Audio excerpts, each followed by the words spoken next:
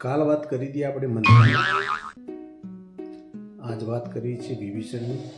બસ ટૂંકી ચંદ 2-4 લીટીમાં જ બતાવી દેવી છે કે વિભીષણ ના મોટા ભાઈ એટલે કે રાવણની સામે પક્ષે થઈને એ લડવા ઊભો થયો હતો.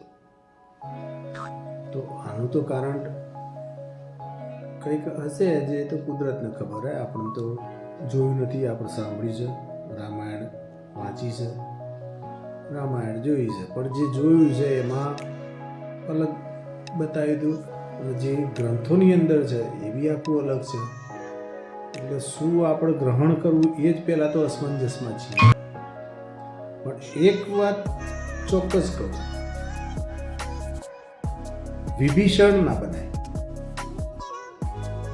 આજ ભાઈનો નહીં તો કોઈનો નહીં. વિભીષણ બનશો તો તમારું જ ઘર વેરણ છેરણ, નષ્ટ નાબૂદ અને તબાહ થઈ જવાનું છે. આ રીતે રોજ તમને એકાદો તો વિભીષણ જોવા મળે જ. નોકરી હોય, ધંધો, રોજગાર, કોઈ બી જગ્યાએ તમે જુઓ તો એકાદો તો મળે જ વિભીષણ. તમારા ઘરનું જ વ્યક્તિ તમારું ધાડ પાડી શકે, બાકી બીજો કોઈ કશું ના કરી શકે.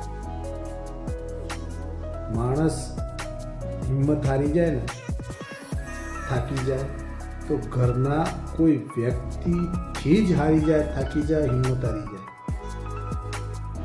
બાકી કોઈની તાકાત નથી કે ઘરના એક ઘરની અંદર એકતા હોય, કોઈ ના રહે. અમર થઈ ગયા એ નામ, એ પાત્રો.